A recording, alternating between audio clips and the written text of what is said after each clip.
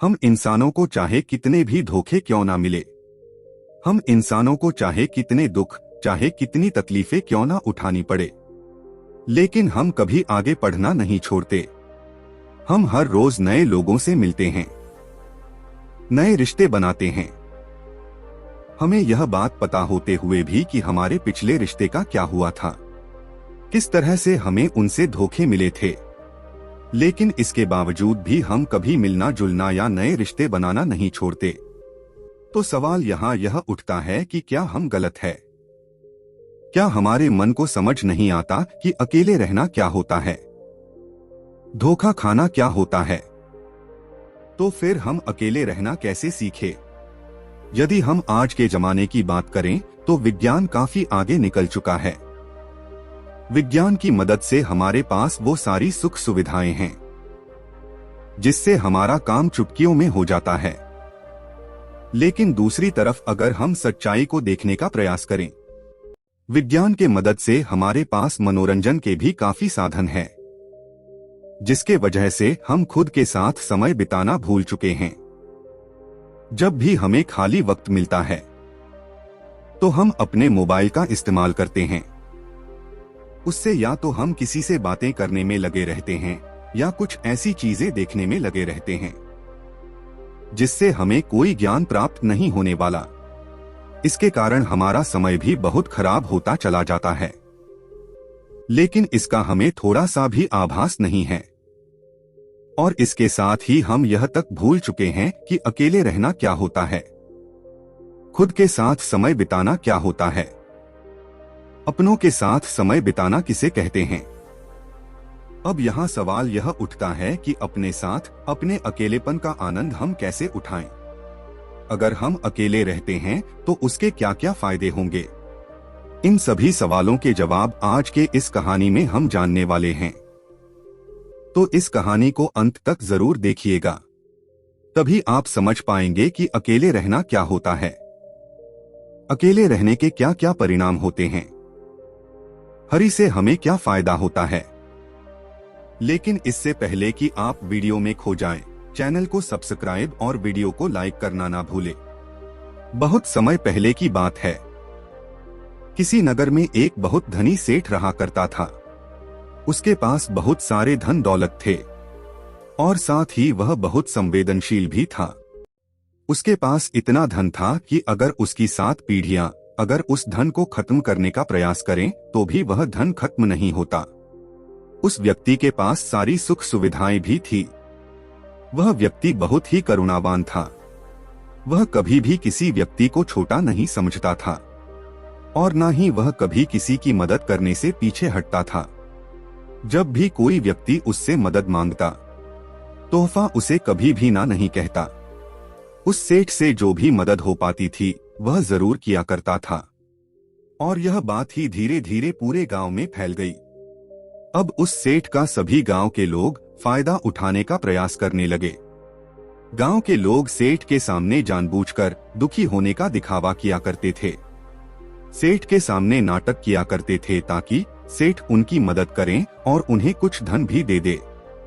और वह सेठ इतना दयालु था, इतना करुणावान था कि वह लोगों की बातों पर बहुत जल्दी यकीन कर लेता था और वह उनकी कुछ ना कुछ मदद जरूर किया करता था।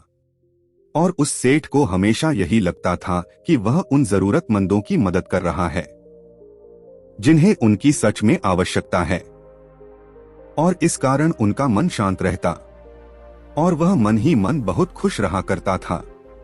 धीरे धीरे ऐसे ही कई दिन बीत गए।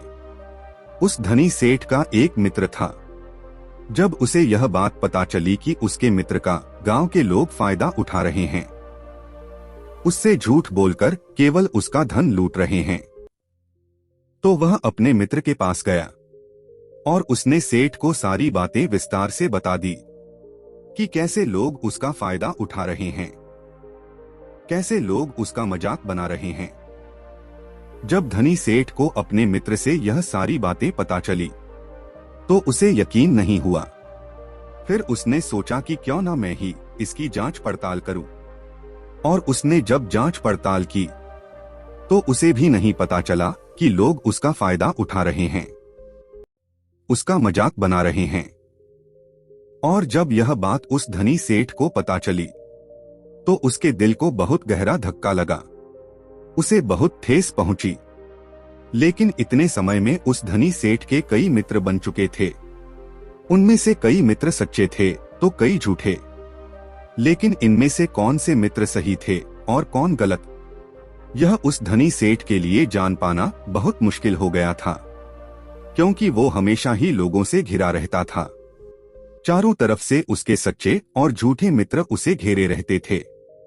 लेकिन जब उससे इस धोखाधड़ी का पता चला तो उसने यह तय किया कि वह अब से अकेला रहेगा। ना तो वो ज्यादा किसी से मित्रता रखेगा और ना ही वह ज्यादा किसी को अपना समय देगा। धीरे धीरे जब भी लोग उससे मदद मांगने के लिए आया करते तो उन्हें हवेली के बाहर से ही लौटा दिया जाता था और यह कह दिया जाता था कि सेठ आपसे नहीं मिलना चाहते। धीरे धीरे ऐसे ही समय बीतता गया। आप जो भी व्यक्ति उस हवेली पर सेठ से मदद मांगने जाता उसे खाली हाथ लौटना पड़ता। समय के साथ साथ अब धनी सेठ को भी अपने मित्रों की याद सताने लगी, जिनके साथ में बैठकर मौज मस्ती किया करता था। अब उसे वह मित्र याद आने लगे थे। उनकी याद उसे सताने लगी थी। लेकिन तभी उसे अचानक याद आया कि कैसे उन लोगों ने उसे बेवकूफ बनाया, किस तरह से उसके मित्रों ने उसका फायदा उठाया और झूठा दिखावा करके उससे कितना सारा धन ऐंठ लिया गया। यह सोचकर वह अपने किसी भी दोस्त से मिलना नहीं चाहता था और ना ही किसी की संगत में रहना चाहता था। वह तो बस अकेले रहना चाहता था। इस वजह से उसने अब सत्संग में जाना शुरू कर दिया था, ताकि उसका मन लग सके, ताकि वह अच्छा महसूस कर सके। सत्संग में उसे बहुत सारी ज्ञान की बातें सीखने को मिलती थी। कई सारे ऐसे उपदेश जिससे कि व्यक्ति का जीवन बदल जाए और इसके साथ ही दूसरों के विचार भी उसे सुनने को मिलते। उस सेठ को वहां जाकर बहुत अच्छा लगने लगा था। सेठ वहां पर फिर से वही खुशी और आनंद महसूस कर रहा था। इसलिए वह हमेशा सत्संग में अब जाने लगा। वह ज्ञान के उपदेश सुनने लगा और उन्हें अपने जीवन में भी उतारने लगा। कहने को तो वह बहुत धनी था, लेकिन उसके बावजूद उसके मन में आनंद की कोई झलक नहीं थी। सत्संग में जब भी ज्ञान की बातें होती तो वह उसे बहुत ध्यान से सुना करता था। इतना ज्ञान होने के बावजूद भी अंतर्मन से वह बहुत ही अलग था, जिसके कारण उसके जीवन में प्रसन्नता की कोई झलक ही नहीं थी। वह सत्संग में जाया करता, वहां अक्सर ही ध्यान पर चर्चा की जाती थी, लेकिन वह धनी सेठ अभी तक ध्यान के बारे में कुछ भी नहीं जानता था। यहाँ तक कि उसे यह भी नहीं पता था कि आखिर यह होता क्या है। जिस प्रकार मैं आपके हाथों में कोई फल रख दूं, जब तक आप उस फल को खाएंगे नहीं, उसे चखेंगे नहीं, तब तक आपको यह पता नहीं चलेगा कि आखिर इस फल का स्वाद कैसा है, यह खाने में कैसा लगता है। ठीक यही बात उस धनी सेठ पर भी लागू होती थी। वैसे तो वह काफी धनी थे। उन्होंने अपने जीवन में बहुत कुछ हासिल भी किया था। वह काफी ज्ञानी भी थे, लेकिन अभी तक उन्होंने ध्यान का रस नहीं चखना था। एकांत रहना किसे कहते हैं, अकेलापन क्या होता है, इन सब के बारे में उन्हें कुछ भी नहीं पता था। एक दिन धनी सेठ उस सत्संग में गया हुआ था। तभी वहां पर एक बौद्ध भिक्षु आए। बौद्ध भिक्षु बहुत ही ज्ञानी थे। उनकी ख्याति चारों ओर फैली हुई थी। उनके ज्ञान के बारे में देश विदेशों में भी चर्चा होती थी। आज उस धनी सेठ को भी एक मौका मिल गया था कि वह आज अपने आप को ज्ञानी बता सके। उसे लगने लगा कि आज अगर वह उस बौद्ध भिक्षु को तर्क वितर्क में हरा देगा तो उसकी ख्याति भी दूर दूर तक फैल जाएगी। चारों तरफ समाज में उसका नाम बढ़ जाएगा, उसकी इज्जत बढ़ जाएगी और लोग उसे अत्यधिक ज्ञानी समझने लगेंगे। यह सब सोचकर वह धनी सेठ बहुत ही प्रसन्न हो रहा था। तभी वह बौद्ध भिक्षु बहुत ही शांत भाव से उसके पास से गुजरते हुए वे अपने आसन पर जाकर बैठ गए। सत्संग में तर्क वितर्क शुरू हुआ, लेकिन उस सेठ ने पहले से ही सोच रखा था कि वह किसी के भी उत्तर को सही साबित नहीं होने देगा। इसलिए वह सभी के उत्तरों को काटकर अपना उत्तर सबसे ऊपर रखता। और वह मन ही मन यह भी सोच रहा था कि जैसे ही आप यह भिक्षु तर्क वितर्क में हिस्सा लेंगे, मैं इन्हें ऐसा घुमाऊंगा कि यह कुछ भी नहीं कर पाएंगे। लेकिन दूसरी तरफ बौद्ध भिक्षु बिल्कुल शांतिपूर्वक यह सब देख रहे थे और सुन रहे थे और साथ ही मुस्कुरा भी रहे थे। धीरे धीरे सत्संग खत्म हुआ, तर्क वितर्क भी खत्म हो गया। उस सेठ से रहा नहीं गया और वह यह सोचने लगा, इतने सवाल जवाब के बाद भी इन बौद्ध भिक्षु ने कुछ क्यों नहीं कहा। फिर सेठ बौद्ध भिक्षु के पास गया और उनसे कहने लगा, हे गुरुवर, मैंने आपकी बहुत चर्चा सुनी है, लेकिन आपने यहाँ पर कुछ भी नहीं कहा। आप केवल चुपचाप बैठकर यह सब देखते रहे। क्या आपको मेरी बातें समझ नहीं आ रही थी, या आपको यह लग रहा था कि आप मेरे सवाल जवाब से हार जाएंगे? वह बौद्ध भिक्षु सेठ की बात पर मुस्कुराने लगे और सेठ से कहते हैं, भंते, तुम्हारे तर्क वितर्क से मुझे कोई परेशानी नहीं। मैं तो बस अपने अकेलेपन का, अपने एकांत का आनंद ले रहा था, अपने ध्यान के रस में डूबा हुआ था। ऐसी बात नहीं है कि मैं तुम लोगों की बातें नहीं सुन रहा था। मैं सभी बातें बहुत ध्यान से सुन रहा था, लेकिन मेरे मन को कोई प्रतिरोध नहीं था। यह सुनकर धनी सेठ बौद्ध भिक्षु से कहता है, आप क्या कहना चाहते हैं? तभी वह बौद्ध भिक्षु धनी सेठ से मुस्कुराकर कहते हैं, वत्स, मैं जानता हूं कि हर कोई ज्ञानी बनना चाहता है। हर कोई अपने आप को सर्वश्रेष्ठ ज्ञानी मानता है। इस कारण वह हर जगह से ज्ञान इकट्ठा करता है ताकि उसे ज्ञान के मामले में कोई भी पीछे ना कर सके। लेकिन यदि कोई ज्ञानी व्यक्ति इस भूल में पड़ जाए कि वह सर्वश्रेष्ठ ज्ञानी है और उसे कोई नहीं हरा सकता, तो यह उसकी सबसे बड़ी भूल है।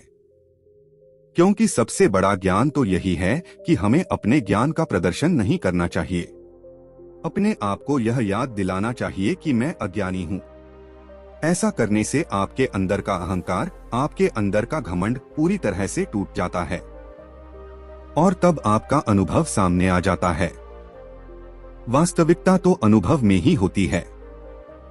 लेकिन यहाँ तो लोग ज्ञान की किताबें पढ़कर अपने आप को बहुत ज्ञानी समझ बैठते हैं। वो सोचते हैं कि जो ज्ञान उन्होंने अर्जित किया है वह तो किताबों का ही है। वह किताबों के ज्ञान को ही सत्य मान लेते हैं। और यही कारण है कि ऐसे लोग एकांत का आनंद नहीं उठा पाते हैं, क्योंकि वह मूर्खों की तरह हमेशा अपने ज्ञान का प्रदर्शन करने में लगे रहते हैं। उन बौद्ध भिक्षु के मुंह से यह बातें सुनकर उस धनी सेठ के दिल पर चोट सी लगी। उसे बहुत धक्का सा महसूस हुआ। उस धनी सेठ ने बौद्ध भिक्षु से कहा, आपके कहने का अर्थ क्या है? जब कोई व्यक्ति ज्ञान अर्जित कर लेता है तो उसके बाद उसे कौन सा रास्ता अपनाना चाहिए? क्या उसे अपने ज्ञान के बारे में लोगों को नहीं बताना चाहिए? क्या लोगों को ज्ञान नहीं बांटना चाहिए? यह सुनकर बौद्ध भिक्षु धनी सेठ से कहते हैं, असली ज्ञानी होने की पहचान तो यही है कि वह लोगों को अपने ज्ञान से सही मार्ग दिखाएं, जिससे दूसरे व्यक्ति के मन में उठने वाले जो भी सवाल है, जो भी प्रश्न है, वह पूरी तरह से खत्म हो जाए। जब तुम किसी असली ज्ञानी व्यक्ति से मिलोगे तो तुम्हें यही देखने को मिलेगा कि वह कभी भी अपने ज्ञान का प्रदर्शन नहीं करते। उनका एकांतर ही, उनका शांत स्वभाव ही तुम्हें सारे सवालों का जवाब दे देगा।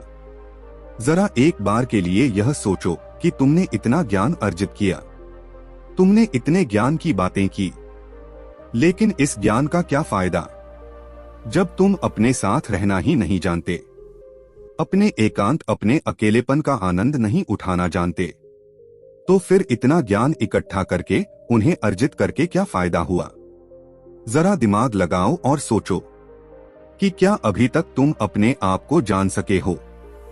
बौद्ध भिक्षु के मुख से ये सारी बातें सुनकर वह धनी सेठ उनके चरणों में गिर पड़ा और उनसे कहने लगा, हे गुरुवर, अब मुझे क्या करना चाहिए?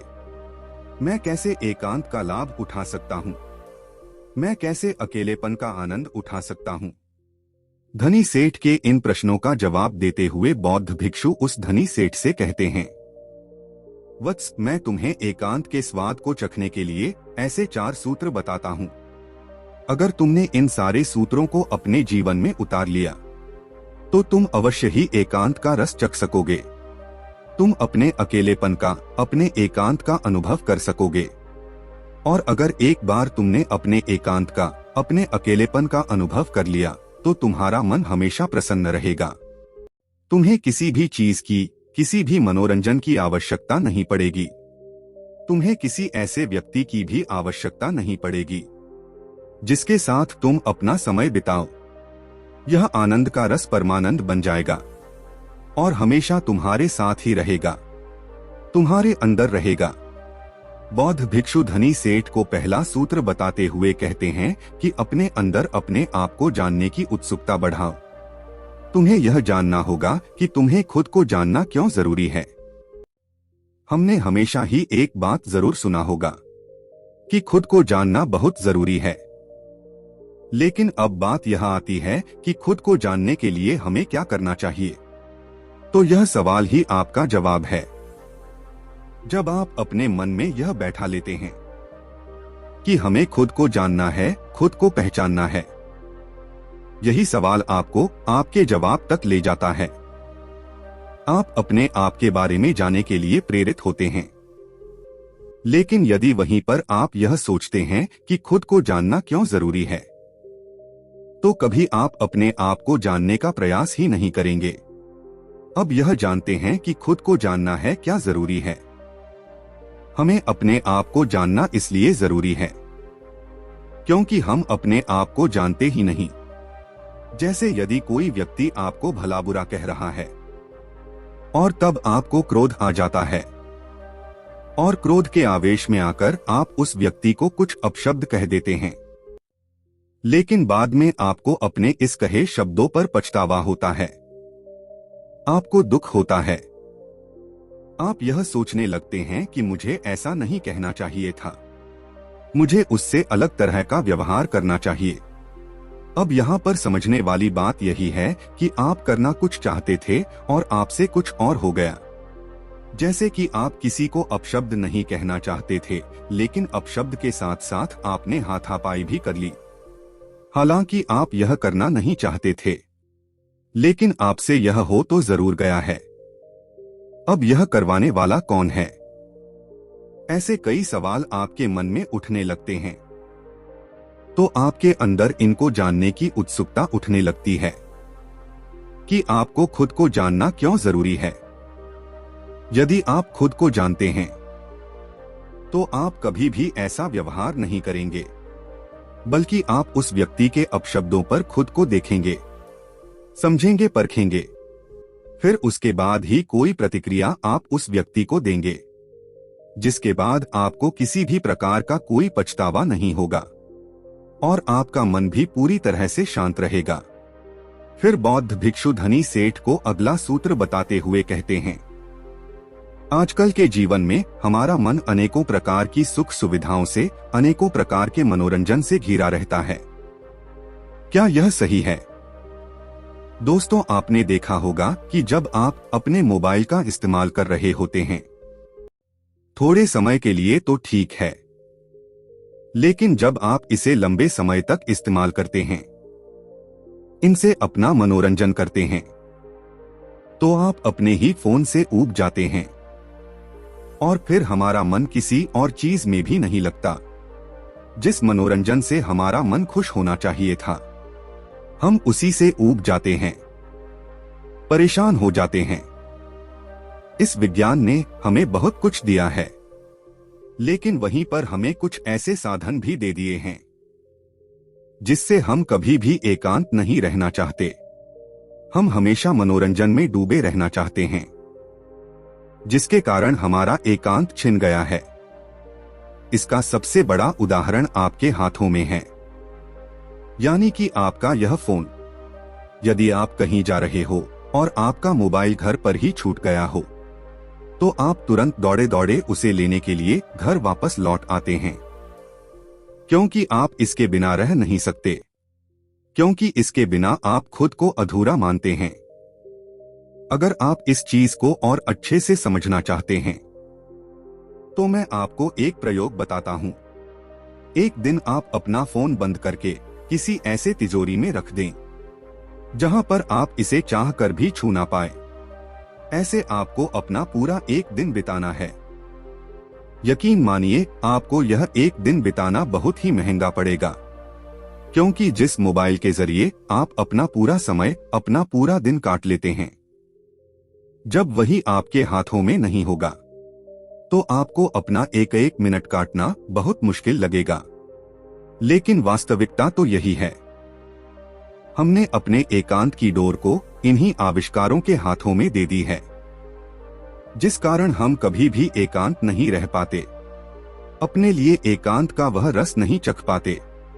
आगे बौद्ध भिक्षु धनी सेठ को तीसरा सूत्र बताते हुए कहते हैं, अपने आप को खाली रखो, क्योंकि आजकल लोग भाग दौड़ में इतना व्यस्त रहते हैं कि उनके पास अपने लिए तनिक भी समय नहीं है।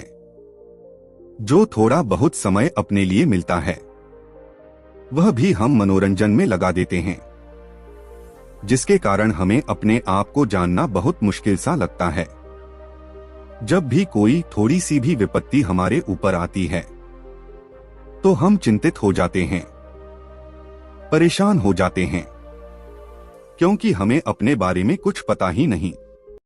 लेकिन जब आप एकांत रहना सीखते हैं, अपने साथ अपना समय व्यतीत करना शुरू करते हैं, तभी आपको अपने अंदर की वो ताकत, वो शक्तियां और वो काबिलियत समझ में आने लगती हैं। और अब आप किसी भी तकलीफ का सामना करने के लिए पूरी तरह से तैयार रहते हैं। इसलिए खाली रहने की आदत डालिए। यह आपके लिए, आपके भविष्य के लिए बहुत जरूरी है। आगे बौद्ध भिक्षु धनी सेठ को चौथा सूत्र बताते हुए कहते हैं, इस संसार में रहकर अपने एकांत में स्थिर रहना सीखना होगा। यह संसार, यह समाज जिसके साथ हम या तो बहुत लगाव रखते हैं या तो फिर बहुत घृणा करते हैं, जिस कारण हमारा एकांत भंग हो जाता है। हम ना तो अपने ऊपर काबू रख पाते हैं और ना ही हम यह समझ पाते हैं कि यह परिस्थितियां आखिर क्यों उत्पन्न हो रही है, क्योंकि हमें अपने बारे में ही जानकारी नहीं होती। और यदि आप अपने बारे में जान लेते हैं, यानी एकांत में रहते हैं, तो आप यह भी समझ पाते हैं कि ना तो आपका कोई मित्र है और ना तो कोई शत्रु। आप इस संसार में हर एक प्राणी को एक समान ही देखते हैं। जब आप ध्यान करते हैं, एकांत में रहते हैं, तब आप इतने काबिल हो जाते हैं कि आप इस संसार में रहकर भी इस संसार से अलग रह सकते हैं, अपने जीवन का निर्वाह भी कर सकते हैं, अपनी सारी जिम्मेदारियां भी निभा सकते हैं। लेकिन आपके मन में एकांत यूं ही स्थिर भाव में बना रहेगा। लेकिन यहां तक पहुंचने के लिए पहले आपको खुद के बारे में जानना जरूरी है। आपके मनोरंजन से आपके मन को दूर ले जाना होगा, खुद के साथ वक्त बिताना होगा, खुद को जानना होगा, पहचानना होगा, जहां आपके मन का मनोरंजन ध्यान के द्वारा होगा। और ऐसा करने से आपको कोई भी कभी भी तकलीफ नहीं पहुंचा पाएगा और ना ही कोई आपको धोखा दे पाएगा, क्योंकि आपने तो ध्यान से यह जान लिया होगा कि ना कोई आपका मित्र है और ना ही कोई शत्रु, ना ही कोई आपके बहुत करीब है और ना ही कोई आपसे बहुत दूर। यह सारी बातें सुनकर वह धनी सेठ बौद्ध भिक्षु के चरणों में गिर पड़ा और उन्हें प्रणाम करके वापस अपने घर की ओर निकल पड़ा। दोस्तों, उम्मीद है कि आपने भी इस वीडियो से कुछ ना कुछ जरूर सीखा होगा।